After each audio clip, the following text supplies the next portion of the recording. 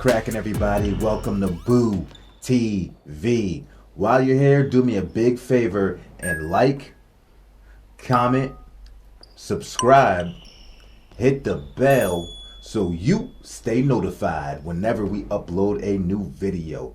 Thank you for stopping in. I appreciate you for watching. Thanks for the support, and let's get into the topic for today. Let's talk about Nikola Jokic, the Joker, the all-star starting center that we all know and love from the Denver Nuggets.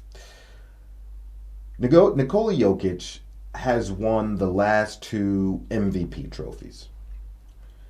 And we haven't seen anybody win the MVP 3 consecutive years in a row since Larry Bird did it. Now, I understand that with winning 2 MVPs in a row, there is something called voters fatigue. And while some people don't believe it exists, I actually do think it exists, especially if you win those 2 MVPs and fail to win the championship. On top of that, you will probably start receiving some scrutiny and a little bit of fire under your ass and criticism, saying, why should we give this guy another MVP when he never even made it to the finals in the 2 years that he won it? Now, is it true that that should be separated? Absolutely. The MVP is a regular season award. It should be voted on completely unbiased and separate of anything that goes on in the playoffs. However, these people are human and they are unable to separate their biases and really vote without any type of stipulations that really don't affect that award, or shouldn't affect that award, right? But unfortunately, I do believe that exists. I've seen some of the reasoning behind people and why they vote the way they do and why they review things the way they do. And they get paid to do this. They are paid. This is their job, to critique and to vote. And when I hear the reasoning behind their conclusion, I'm like, you are supposed to be you are supposed to be doing this completely level-headed, understanding the criteria for which this award exists, or this product. So, with that being said, I do believe voter fatigue does exist. And given how tight the MVP race is with Joker, Tatum, Giannis, Kevin Durant, who's now injured, Ja Morant, I was going to be like, this MVP race is so close because you have so many, and don't forget Joel Embiid. And it's so close, and you got so many people that are worthy that it would be easy not to give it to Joker this season, given the success of the Boston Celtics and how Tatum was having, given the success of Kevin Durant and how well the Brooklyn Nets have turned their season around. Now they're probably going to lose a streak now that KD's there. They already lost 2 straight. That's another story. Anyway, but it is going to be hard not to vote for Joker if he pulls off what he's about to pull off. Nikola Jokic, the Denver Nuggets are the #1 seed in the West. Technically tied with the Memphis Grizzlies right now, but they have more wins. Same in the loss column at this current point. Nikola Jokic is averaging 24.9 points. You might as well say 25 points. Give him 25 points.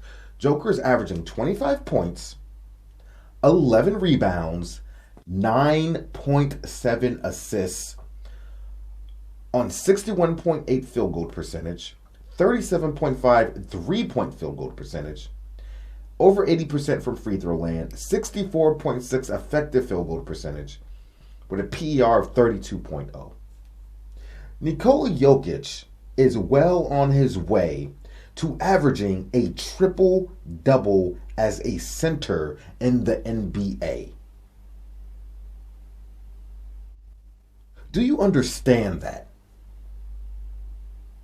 If Nikola Jokic pulls off this triple-double average and still maintains a top 2 seed in the Western Conference, there is no way, you cannot give this guy the MVP.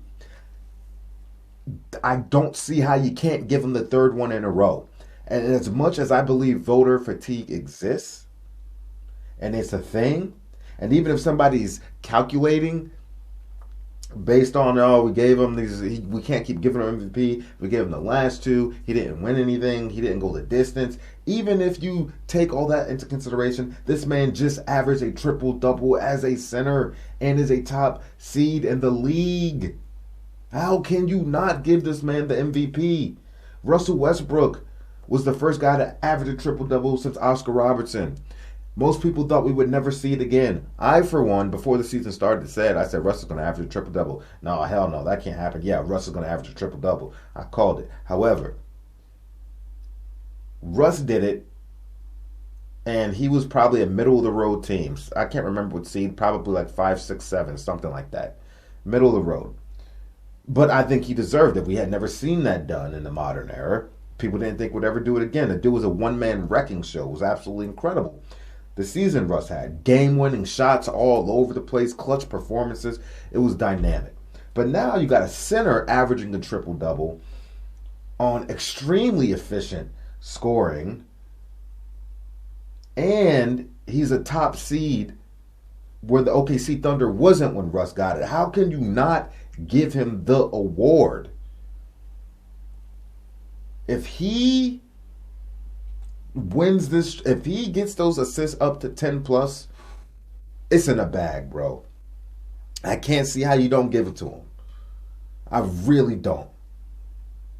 What he's doing right now is something that we've never seen before from a center. Not only and unathletic. Like Stephen A. Smith said, he can't even jump on a sidewalk. Can't jump from the street to the sidewalk. Can't jump onto the curb. He ain't lying. Unathletic as hell, but god damn. If he pull this off, man, y'all just gonna have to give it up to him. I don't care if he doesn't win the championship. You're just gonna have to give it up to him. You really are. You really are. Triple-double top seed in the league. Ridiculous PR, ridiculous scoring. No, damn near 40% from three-point land. 37.5. This guy's a problem, bro. And now, I think now is the season where they could have that postseason success, given that they got Murray back. And Porter Jr. is starting to come alive a little bit and really relish in his role. And Gordon out here balling, bro. They got a squad. And I didn't believe in them. But now that I'm watching them and seeing them, I'm like, oh, man, I didn't expect Aaron Gordon to really, really show out how he's doing this season. Dude's playing phenomenally. But Nikola Jokic, man, I don't see how you can fade it. How can you fade a triple-double and a top seed? I don't see it. You can hate the man. You can hate the fact that he's about to win 3 in a row and might not win one championship in that run. Don't matter. This is a regular season award, and right now, he has performed the best in the regular season. Right now. And he does it without that's the other part. He does it without monopolizing the ball. There was a stat, I don't know what it was, but he is averaging a lot of assists and he gets a lot of touches, but he doesn't hold on to the ball. It was a stat that showed you how often he touches the ball but gets rid of it quickly and doesn't monopolize it. And we rarely see that from stat pad stuffers like a Russell Westbrook, a LeBron James. I'm not necessarily calling them stat padders all the time, but people that can fill up the box score, the points, rebounds, assists. These kinds of players, the James Harden, these kinds of players usually monopolize the ball a lot, hold on to it. Offenses become stagnant. They really wait for them to do. Nikola Jokic does it within the offenses, gets rid of the ball quickly, doesn't monopolize it, doesn't hold on to it, makes the right pass, sees a play, sees all the sequences of the play, man. It's like, I know I'm a hot potato to solve because I know what's going to happen in the next 2-3 passes after that. It's absolutely phenomenal. Anyway, that's all I have to say about it. Y'all let me know what you think about it. Do you agree with me? All right. Let's see what the yoke could do. Like, comment, subscribe, hit the bell, stay notified, and I'll catch you on the next one. We out, baby.